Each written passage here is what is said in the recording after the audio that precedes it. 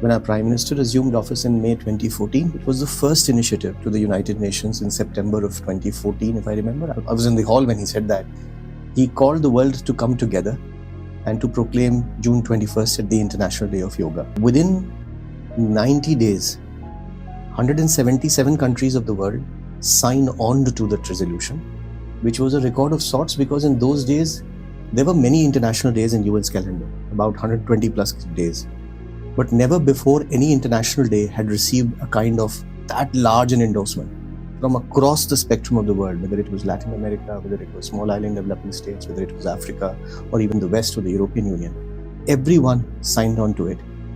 And in those days, it was a very divided world in the UN. And this was one resolution that was adopted with full consensus, setting a record of sorts.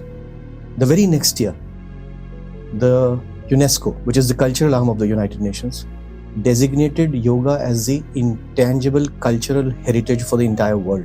Till then, UN was operating from inside its four walls. For the first time when we did the International Day of Yoga, any UN event went outside the four walls. People, about, if I remember correctly, 15,000 people in Times Square was following that International Day of Yoga celebration from the UN live. They were following exactly what at that point of time Sri Ravi Shankar ji was conducting from inside the UN. For the UN also, it was a very big step up, connecting with people of New York City. Otherwise, it's seen as a very esoteric world.